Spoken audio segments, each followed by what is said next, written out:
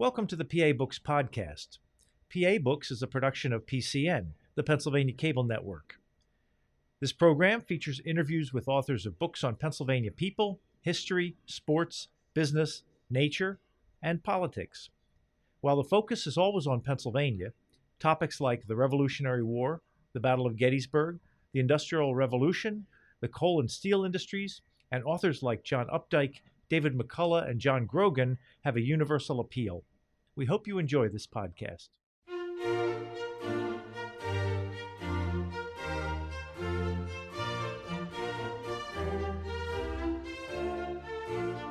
This week on PA Books, Dale Richard Perelman, author of Road to Rust. Dale Richard Perelman, author of Road to Rust, The Disintegration of the Steel Industry in Western Pennsylvania and Eastern Ohio. This book starts around 1900, 1901. If you were to walk down the streets of Pittsburgh in 1901, what would you have seen? It's a different city.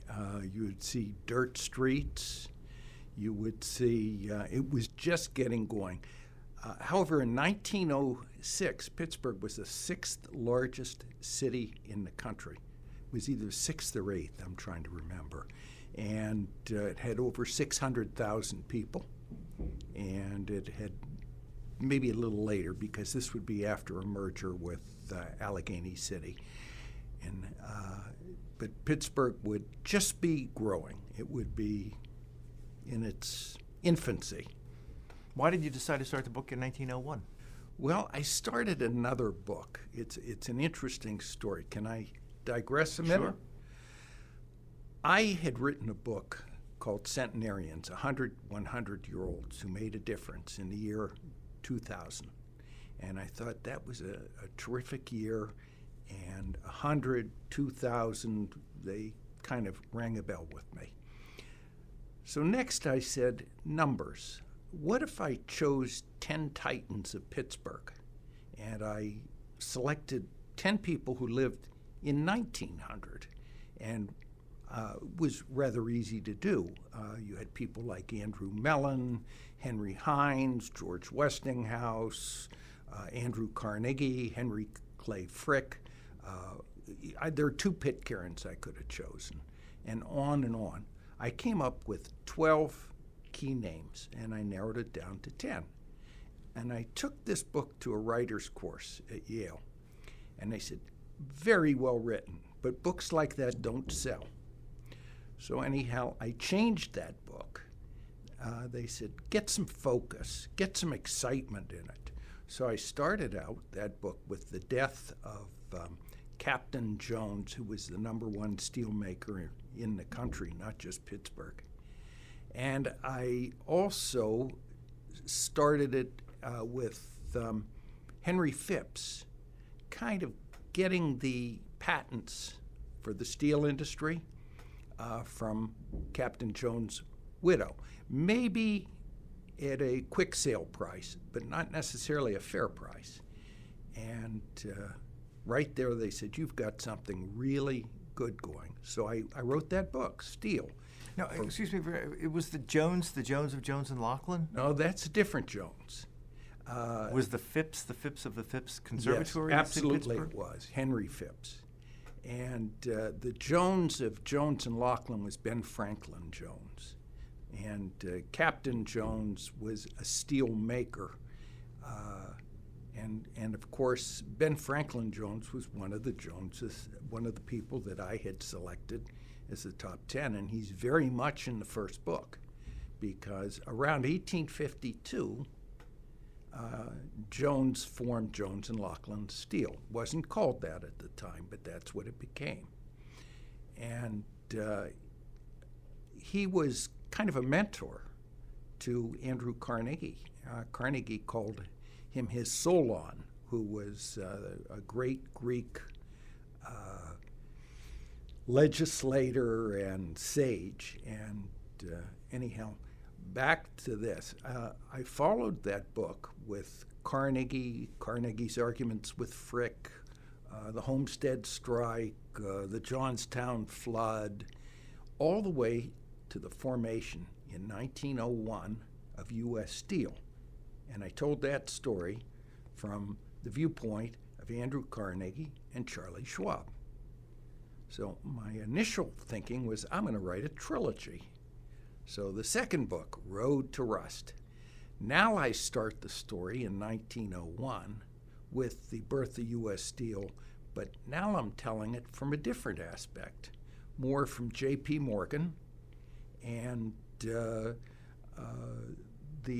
judge who became the face of U.S. Steel for all these years, and I tell the story with Charlie Schwab sort of getting thrown out of U.S. Steel. He went to Monte Carlo and broke the bank. He won. He won, but back then, you didn't do that. That was bad to win? It was bad to win. It was better to lose. And Carnegie lost all faith in him and wrote J.P. Morgan, you cannot keep this man. He's a gambler, and so anyhow, he and Judge Gary, who was really the second person in Road to Rust, did not get along.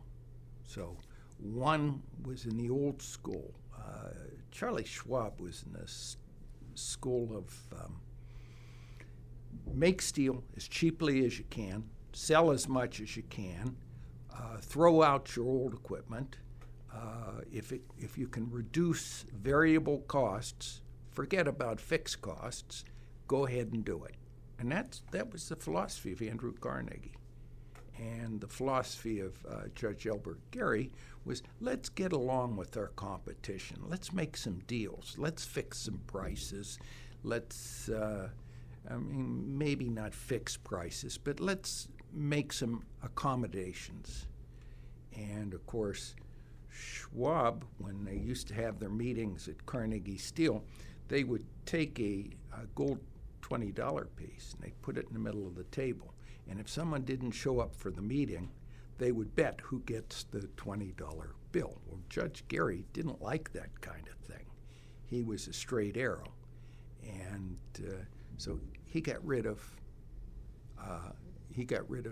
Charlie Schwab, who later ran Bethlehem Steel, and he rose like a phoenix, and there he was as the head of Bethlehem Steel. Did Andrew Carnegie sell his company to J.P. Morgan and yes, the U.S. for $480 million. In what year? That would be 1901. Why did he sell his company? Well, he went two ways. First, he was going to build a huge company near Sandusky, Ohio. And he was going to get into rolled products, and he was going to change from primarily a steel manufacturer and a rail manufacturer and beams for skyscrapers to making other steel products. And he would have put the other steel makers out of business. So his choice was do that or sell out. And he went back and forth. And finally, all the steel makers went to Morgan, who was a kingmaker, and said, you got to help us out. You own Federal Steel. It's the second largest steel maker in the country. What can we do? He says, well, I'll buy the son of a gun out. And he really didn't like Carnegie. And Carnegie liked him, but he didn't like Carnegie. So what happened was, he said to Charlie Schwab, go see Andrew Carnegie. See how much money he's willing to take for the company. And Carnegie said, he wrote on a piece of paper, I want $480 million. Now, imagine that today. Maybe it would be $40 billion. I mean, it's very difficult to put it in perspective. Back then, workers were getting as little as 8 cents an hour. So Henry Clay Frick had purchased his home, which is a mansion 10 years earlier, for $35,000. So you put it in perspective. He decided he had enough. he had promised himself when he was younger he was going to do good with his money. So what he did is he accepted $480 million. And later, he called Morgan. He says, we never shook hands. We never got together on this. We worked through Charlie Schwab, kind of an intermediary. We should get together. And Morgan said, yes, come to my office. And Carnegie said, no, you come to my house. It's the same distance from my house to your office as it is from your office to my house. So he came. Morgan came to Carnegie's house, and Carnegie said, maybe I should have asked for more money. And Morgan said, I would have given it to you too, and left with that little stab in his heart. Did J.P. Morgan know anything about the steel industry? Yes, he ran a company called Federal Steel, and Judge Elbert Gary was his key man. And Gary he was head of the finance committee at U.S. Steel. He was president of Federal Steel. He went to Northwestern, but it wasn't called Northwestern back then, law school. He was a judge. He was a very intelligent man, and he ran finance at the organization while Schwab ran production. And then I told you he got rid of Schwab, and later he got rid of Corey, who was also a Carnegie man, and he got rid of all the Carnegie people like their women. I have to say on that. You say Corey, Judge Gary was kind of moralistic. You said, and yes. President Corey met a 23-year-old showgirl, Maybelle Gilman, and he divorced his wife and proposed to Maybelle Gilman. And while a typical steel worker grossed around $700 per year, that's quite a wedding. Corey's honeymoon cost $200,000. It's quite a wedding. It was quite, and they didn't stay married, by the way. Oh. And he was not particularly an attractive-looking guy, and there could have been some financial considerations that made her interested in him. But yeah, and Gary got rid of all the Carnegie people, and they were all production-oriented. And I think that over the years, that philosophy hurt U.S. Steel. As opposed to finance-oriented? They were not production-oriented. Finance-oriented. Today, if you look at the stock market, I think the stock market reacts on what's happening today, what's happening tomorrow. It doesn't think 5 years ahead, 3 years ahead. It doesn't look that far ahead. It's the same with U.S. Steel. They didn't look at new types of equipment being built around them. They didn't look at specialized products that were available. And I get into that late in the book. What was their main product in 1901? Well, in 1901, they produced steel beams. They was probably number one would be railroad tracks. And remember, Carnegie worked for Pennsylvania Railroad, and he named his initial plant J. Edgar Thompson, and he did it with good reason. J. Edgar Thompson was the president of Pennsylvania Railroad, and he also was his number one customer. So he produced railroad materials. Later on, as skyscrapers started to take hold, they produced beams for skyscrapers, and that became an important part. And skyscraper beams were better produced not by the Bessemer process, but by more modern processes where you had a better quality of steel. They demanded a higher quality steel than railroad. So, did they do much work for the military?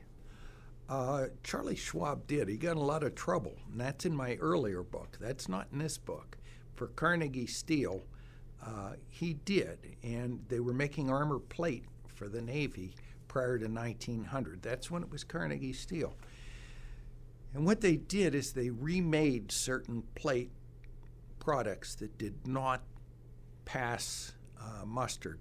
So what happened is originally the Carnegie Steel was fined heavily for producing inferior products. And Carnegie went right to President Cleveland, who was president at that time, so you know it's earlier, and said the fine's too much. And Cleveland lowered the fine, but they still ended up paying a fine. But they produced a lot for the Navy.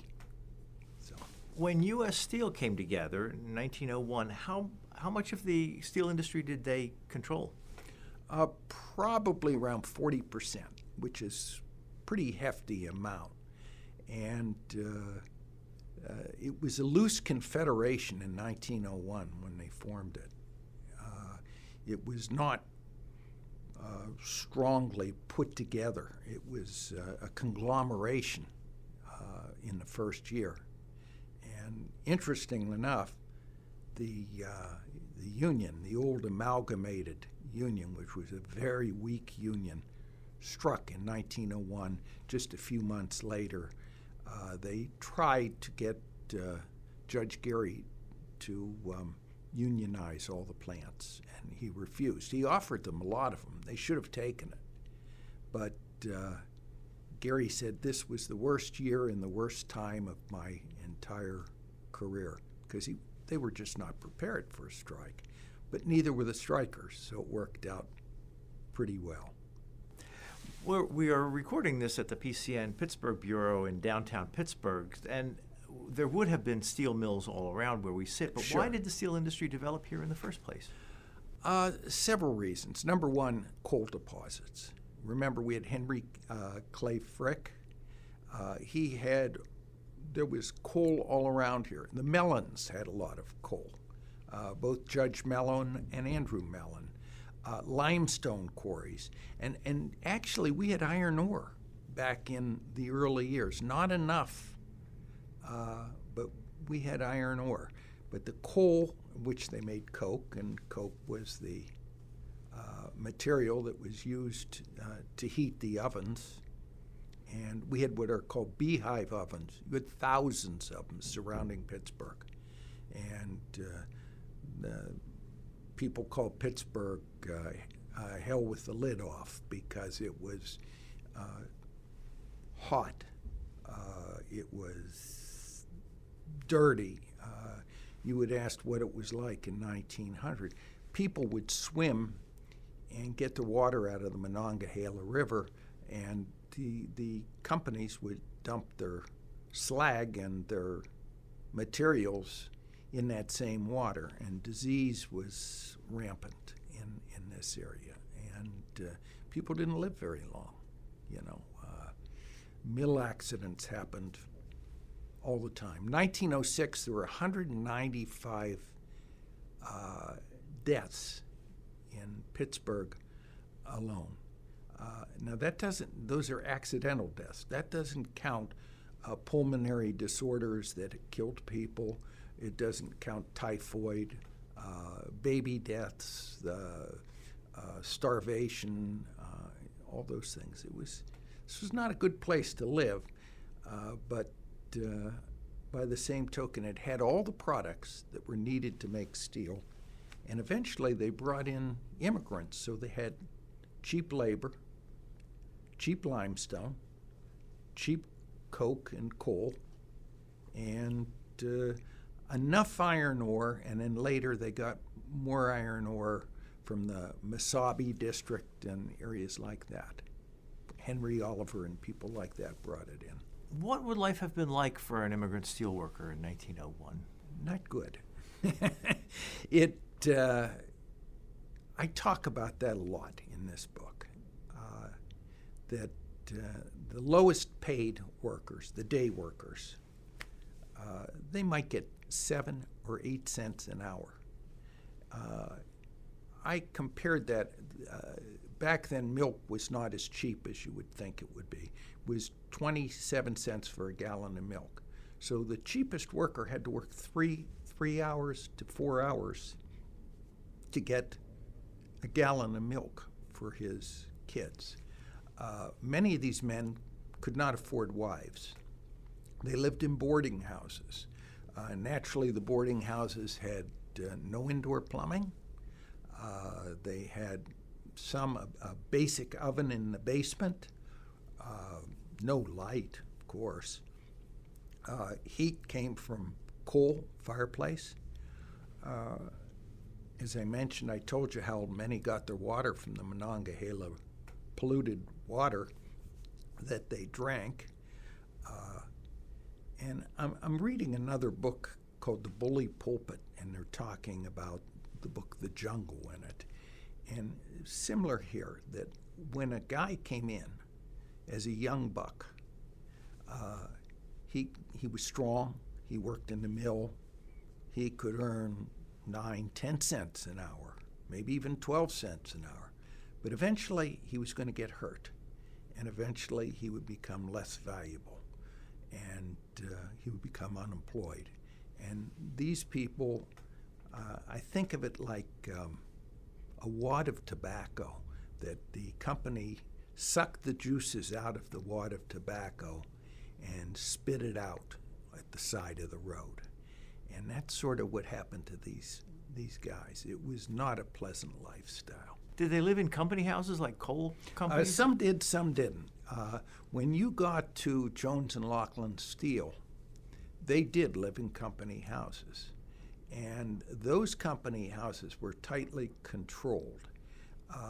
It wasn't too bad for people who were skilled. They had a job called a puddler, and a puddler kind of controlled the pace of making pig iron. And it was a highly skilled job. And you know, a puddler could earn $20 a week, which was good pay. And for instance, I noticed that Jones and Laughlin built homes for $2,500 a home. Well, for a puddler, he could afford that. $80 a month, $1,000 a year, maybe he earned $2,000 a year if he worked a lot of overtime. And they had a reasonable life. They did have company housing where they jammed whole families into single rooms, and it was you would not have wanted to live at that time. Are any of those houses still standing? Probably not. They were wood, and probably not too many, if there are. That's a good question. I am not positive on that. You know, you had houses in the Hill District here and all. Some of them may still stand, but remember, the houses that might be a single family now might have had 5 families in it back then. So they wouldn't look as terrible today. They may have been retrofitted with indoor plumbing.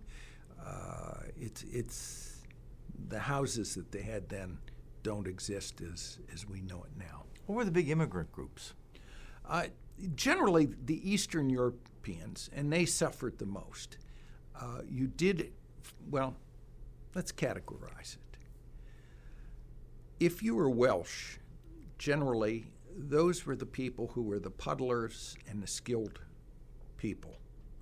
Then you had right below the Welsh the English, the Germans, the Swiss, people like Henry Clay Frick was German-Swiss. And they had skilled level jobs. Later, the Irish came in, and they spoke English, and their English was good, and they moved up, becoming foremen and that type of thing. The lowest level would be the Eastern Europeans. By the way, the Italians also, for some reason, moved up quicker than the Eastern Europeans. Maybe they picked English up faster. There were all kinds of reasons. But the worst, what they called the hunkies, the Hungarians, the Russians, the Poles, they were not well thought of by the Western Europeans. So everybody knew what the pecking order was in the ethnic groups? And unfortunately, the lowest pecking order later would be the African Americans who emigrated from the South. They just never got the really good jobs. So, when union organizing started, was that a problem, the different ethnic groups, getting them to cooperate? Yeah, that's a good point. The Amalgamated Association of, I think they were called Iron, Steel, and Tin Workers, AAISTW, was a very weak union. They were trounced after what happened in the 1890s, where they struck against Henry Clay Frick at Homestead. They thought they won the battle. They lost the war. Opinion just crushed them. And they were out of the picture till 1901. Remember I said they tried to come back in 1901. But originally, they were what's called a craft union. And as a craft union, they were more interested in the skilled jobs. So the people who needed the union the most, the 7 centers, the 8 centers, the 10 and 12 centers, they really did not offer them very much at all. So in 1901, that's one of the reasons the strike fell apart in 1901. The AFL, which controlled their destiny. That was for the skilled workers? The AFL? Workers, yeah. What happened was the AFL did not supply enough money for the strike. The lowest end workers did not really wholeheartedly support the strike. So in 1901, that strike went down the tubes. So if people struck back then or joined a union back then, could the company just say, oh, you're in the union, you're fired? Yes. They were allowed to do that legally? Yeah. So what was the incentive? They were called yellow dog contracts. They would ask the people to sign a letter stating that they would not join a union, and if they did join a union, the company could fire them. Company had spies. The company was not good to its people back then. So in the face of that, how does a union organize, and what's the incentive for joining a union? Well, it changed over the years. There was a horrible strike in 1909 and another in 1916, and both those strikes ended out in terrific violence, and we'll come back to that. But not until John L. Lewis talked about the new man who was in charge of the AFL. His name was Green. He says, I've looked inside Mr. Green's head, and there isn't much there, is what he said. And he broke away from the AFL, which was a craft union, and he made a class union. Now all of a sudden, the lower-priced people said, aha, we're in for the money now. And that's when the support really happened. Was that the CIO? CIO. Where did the IWW fit in there? We have to go back. IWW was not particularly big in the strike of 1901, which I cover in the book. But when we come to 1909, there was a place called the Pressed Steel Company, and it was run by a man by the name of Frank Hofstadt, who was the great-nephew by marriage to Henry Phipps. And they called the place the Last Chance. There were other names for it, none of them good. And anyhow, the IWW had, which the companies called International Workers of the World, they called them I Won't Work, IWW. So they came in and they started with that strike. And they were socialist and communist, and they looked to tear apart the old industrial fabric and replace it with a socialist program. And there was a lot of public opinion against that. So they came in very strong in 1909. And it was bloodshed because of it. It was terrible bloodshed. They had something called the Bloody Angle in 1909 at Pressed Steel. And they were powerful all the way through, I would say, about 1919, the strike of 1919. Then they began to weaken. You talk about the bloody angle, the square at Donovan's Bridge. Yes. Is that, can people go there now? That's findable? There's a sign up there for the thing there, and it It says it earned its sobriquet, the bloody angle, with justification. Authorities on horseback trampled the guilty and innocent alike. Billy clubs smacked those who hesitated when told to move out of the way. Your book paints a lot of pictures of steel worker employees or security people just... Yes, they were called the Steel and Iron Police. They were brutal. And the union back then felt powerless. So they did some terrible things, too, and destructive. In the bloody angle, there was a fellow by the name of Exley, and he was a constable, and he took one of the women. Remember, you asked me about if people lived in company housing? Well, if you struck, they threw you out of your house.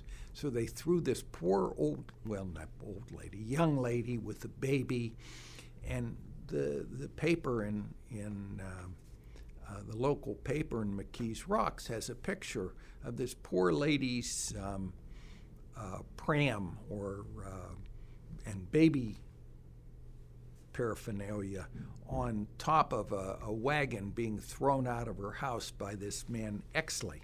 So the steelworkers caught Exley on a car, a trolley, I guess you'd call it.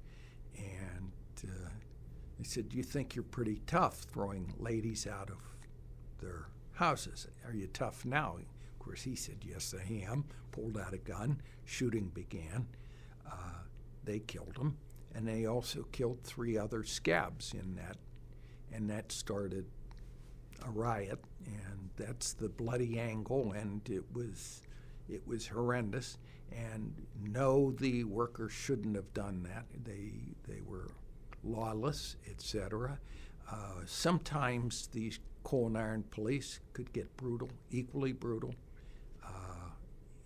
and that happened all the way through the 30s. Where was the state government and the city government in all this? Well, generally what would happen is the state didn't come in on this strike. They did come in on the next strike that I talk about. The city government sent in local police, etc., and it happened so quickly that they weren't able to bring in the militia. But the next strike that I talk about, in 1916 in East Youngstown, Ohio, they called out the militia, and that was one of the ugliest strikes I've ever seen. That one, there's a town called East Youngstown, Ohio. You've probably never heard of it. East Youngstown, Ohio had the Campbell Works, U.S. Steel, Republic Steel. They had a strike. Things got out of hand. There was rioting, and 5 city blocks were decimated, totally torn to the ground, nothing left. I have descriptions of businesses just torn apart. The first to go were the liquor stores. Now the men have what I'd call liquid courage. And next, young kids would come in, grab the liquor, throw bottles through the clothing stores, take whole sides of beef. After the riots were over, they uncovered one house alone had a whole side of beef. It had something like 5 cases of beer, cases of wine, food, multiple pairs of boots. I mean, this guy really went to town. They called the militia out of Ohio militia. Militia came. And also the local citizens banded together and created a posse. They went through town. They rounded up over 200 people. 100 of them ended up in jail. A few were killed. And before you knew it, the city was very embarrassed about what happened. So they decided, what are we going to do about this? You asked bringing the militia in, bringing city government. The city government said, we can only think of a couple things. One, maybe we should merge with Youngstown, Ohio, and get rid of the name East Youngstown. Or two, rename the city. And they went and they talked about it for about a year.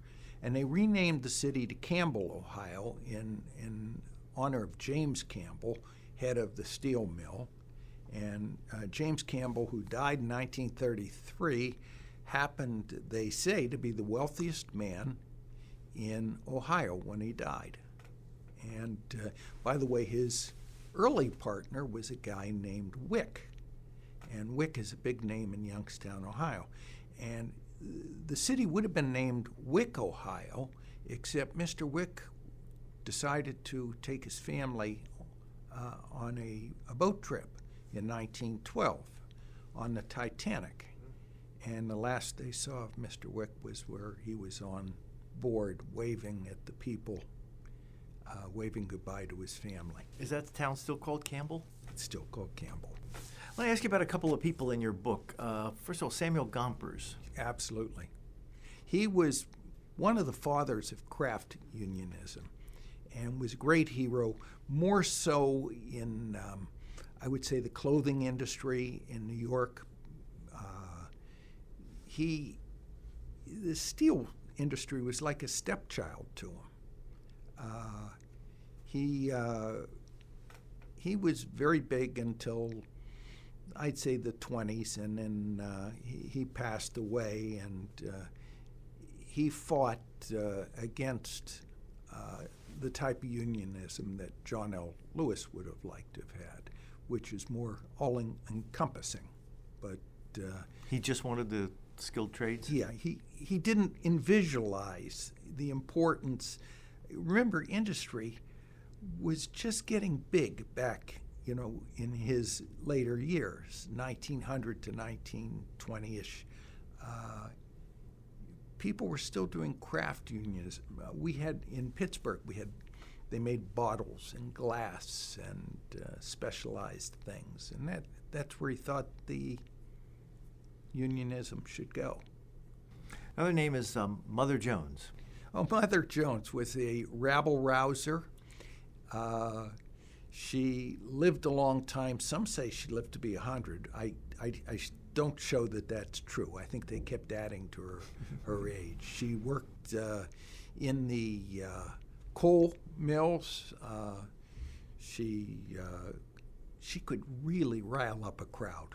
She dressed in simple clothes, and she'd say, "Pray for unionism, but get your guns out." And she was quite a lady, and she spoke through this entire area. Another one I talk about is Fanny Sellens, that was a sad story. I had a picture of what was done to her in Tarentum in a coal mine, and the history press thought better of doing the picture because they crushed her head in, they shot her 3 times, and there's a book about her that is very interesting. And there were women involved in the labor relations area. Well, one you write about is Cornelia Pinchot. Oh, yeah. Now, she was the governor's wife, and he, of course, ended up being famous for working in conservation with Theodore Roosevelt later on in life. But she had an affinity for the workers. And I tell a story in 1934 about one worker who was injured at Jones and Laughlin Steel. And so he began working for the union, passing out cards and all. Well, he knew that people were out watching him, so he ditched the cards he had on him And he went outside a bar. He had a drink, and he went outside a bar, and a local constable arrested him and said, you have all these names of steelworkers that you've signed up. Give them to me. He said, I don't have any, because he'd given them to someone else. And he said, you're going to jail. He says, you can't take me to jail. Well, the guy hit him with a billy club and took him to jail.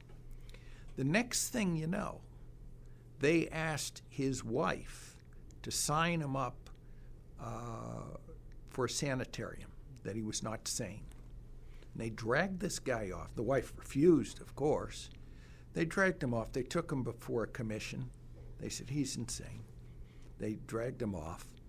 And next thing you know, labor relations aide to Governor Pinchot, named Golden, had heard rumors of a guy who was dragged off to jail because he was trying to sign up workers. And Mrs. Pinchot said, yeah, you should go to Aliquippa and see what's going on. And he went dressed in a suit and tie, and of course, no one would say anything. They figured he was a spy. So he had some false teeth. He took out his false teeth, messed his hair up, didn't shave for 2 days, got rid of his jacket. This is the governor? No, this is a guy named Golden. Oh, wow. And here he hears the story that this man has been dragged off to the sanitarium. So he does some research and he finds, yes, he has. So he goes back and he tells Mrs. Pinchot that there's truth to this story, what we're hearing. So anyhow, in comes Mrs. Pinchot. She arranges for the guy's release. There is a huge parade, and things changed a little bit. That was sort of the beginning in 1934 of an easing up. They used to call Aliquippa Little Siberia because it was so rough on people like this. Is that the moment when things started to get better, life started getting better for the steelworkers? I would say the moment came probably in 36.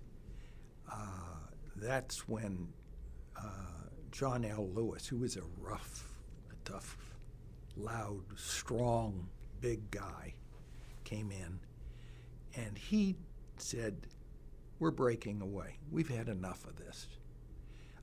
Breaking away from the AFL. AFL. And the CIO was formed. And around that time, you had a lot of labor legislation. The NIRA came in. Yes, it was found to be unconstitutional, but shortly after came the Wagner Act, which was pro-labor, and you had Roosevelt come in 32. All this played a huge part. I don't think Mrs. Pinchot would have gotten this guy out of prison in 1930, but in 32 she did. He wasn't in prison, he was in the sanitarium. He did. The people in Aliquippa said, we're going to strike now. John L. Lewis says, no, you're not ready yet. You don't have an organization. Let us form an organization. And he brought in Philip Murray, who I don't know if you know the name or not, but he also was very large in the steel industry in the 40s and 50s. He was very well known. And things started to change. All of a sudden, unions, which were down to maybe 5,000 people, 6,000 people in the Pittsburgh area, started doubling and tripling and quadrupling. So all that created a change in environment, which by 1937 that might be considered the start of modern unionism in the steel industry. Did the Wagner Act make it legal to organize? Oh, yeah, it was legal before, but what the companies would do, they would have their own unions, and sometimes they'd backfire. In other words, they would control a union, and they put out a newspaper, and the newspaper would talk about the baseball team, wouldn't talk about labor relations problems and all. And their own union would say, we're going to have a picnic. Well, that's not what these people wanted. They wanted freedom. They wanted more than this union would give them. So, any of the steel companies have good relations with labor? Well, today they do. I mean, back during the time you were writing. The best of them was probably U.S. Steel. That was the best. One of the worst would be Jones and Laughlin. They had a man named Tom Girdler who was tough as nails. He wrote a book called Bootstraps, and he tells a story where he was equivalent to a foreman when he was younger, and he told a guy in no uncertain terms to do something, and the fellow refused. So he hit him in the head, and they had a fight. And he said, had I not fought that man, I never would have had a history in the steel industry. But he was tough. He was very tough. U.S. Steel would give a little bit, especially to what I'd call the more skilled workers. They had a pension program by that time, not much of one, but they had that. They had some health care, a lot like that. They were the best of the bunch. What did it take to make a good steel executive?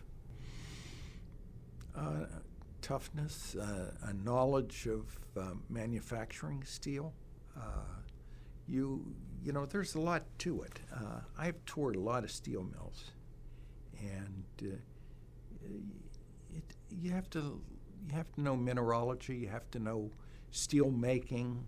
You have to deal with people, and they're rough people, because it's a rough field. Even today, it's a rough field. So. Your bio says you're a gemologist? I am. What does that mean? Well, at one time, I was president of a store called King's Jewelry, and we had 51 stores, and I claimed to be very knowledgeable on gems and jewelry. And it's a science rather than an art. You can tell one stone from another by testing and things like that. And I had a very good early career and wrote 2 books on famous diamonds. And one time I was president of Jewelers of America and of the Diamond Council of America. And we had 51 stores, as I said. So that was a previous life. When did you start writing books? Well, I started writing about a book called Mountain of Light, the story of the Koh-I-Noor. And there's a new book just coming out on the Koh-I-Noor. And it's in the Tower of London, the Mountain of Light. It's an Indian diamond that's in the Royal Crown Jewels. And then I wrote one about the Regent diamond, which is in the French Crown Jewels. And I don't know, I just moved into doing more writing. What got you into writing about the steel industry? Well, that, as I told you, was numbers. Originally the number 10, which would be 10 key people in Pittsburgh, which morphed into steel when I was told a book like that would never sell. So, and I've done very well with steel, and I hope to do well with Road to Rust. For someone who has never been in a steel mill, what's the experience like? Oh, there's a lot to see and do, and I had been in steel mills. I happened to have gone to Wharton and majored in industrial relations, and I had visited mills when I was in graduate school. So, and I actually looked at jobs in Koppers and Ford and places like that, and I decided I just didn't want to do it. It's too adversarial, as my books point out. But just this year, I visited two very interesting steel mills. There's a company called Elbert Quality Steel, and they have a plant in Newcastle, and I'm very good friends with both their, I guess, their head engineer and their president. And it's a $1 billion company, and at the very back, I showed 2 pictures of Elbert Quality Steel, which show how modern steel making can be. They have a steel press. I think it's $100 million for the single press. You have 3 people today. When you listen to somebody, and I don't want to get political, but if you listen to somebody like Trump talk about bringing people back to industry, that's not going to happen with steel. What's going to happen is you're going to get very knowledgeable people who can work a computer, one person working $100 million press, and you have another person moving the beam back and forth, and another person, I'm sure he had a use. I didn't know what he was doing. I think he was just watching for safety and security. So it's a different business today. When was U.S. Steel at its peak? You said one of the peaks was around the 1950s or 1950s? Yeah, it really peaked, I would say, during World War II. They didn't know that they had higher sales after, but they were getting close to what I call the tipping point, and they didn't know it at the time. But as they got closer to it, they gave more and more away. They did less and less in equipment compared to the other competitors. And after World War II, remember, we put in the Marshall Plan. All of a sudden, we encouraged places like Germany and also Japan to build new steel mills operating 24 hours a day using the latest developments. And we're still operating 50-year-old steel mills, which got us through World War II. And we're overpaying the workers. Things changed after 19%. Speaking of overpaying the workers, you say it seemed like the things had gone 180 degrees. Steel workers averaged $23 an hour in total pay and benefits in 1982, where most non-union and white-collar workers throughout the country received less than half that. Workers bragged about reading paperback novels or sleeping on company time. The workers had grown fat and lazy, and so had their bosses. Bureaucracy and inefficient supervision stymied growth. How'd they go from this mighty company to that? Do you remember I mentioned philosophically Judge Gary, where Judge Gary was interested in possibly cooperation rather than competition? Mm-hmm. And they allowed all of the little areas to get away from them. I'll give you an example. It wasn't all the union. Union wouldn't have had this if it weren't for management. So let's start with that. There's a gentleman, and he has a little museum in Darlington, Pennsylvania, and he told me this story, and I used it in the book. At one time, Jones & Laughlin Steel was the largest manufacturer of hangers, that you would hang clothing on, in the country. And all of a sudden, in came the accountants, and they said, we're only making X amount per ton of steel on each hanger. If we get into rolled goods, pipes, we'll make 4 times the amount, 5 times the amount, 10 times the amount, whatever the figure was. So they said, what we'll do is we'll sell off this business to China. Now we probably get all our hangers from China. And they did that, but they forgot that hangers were fairly inelastic. You used a certain amount of hangers regardless of what the economy did, and non-cyclical.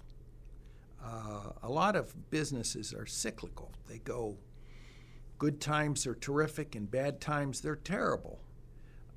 We had it with Marcellus Shale here. We had a boom on Marcellus Shale. Then it died in this part of the country. Now it's coming back. But so what they did is they traded security for cyclical businesses. So that's just one little example. They would talk about places that wanted a specialty steel. Well, they wouldn't make the specialty steel unless it was a large enough quantity. And so one business after another slipped away. Well, your book, Road to Rust, has the subtitle, "The Disintegration of the Steel Industry." Could anything have been done to prevent it?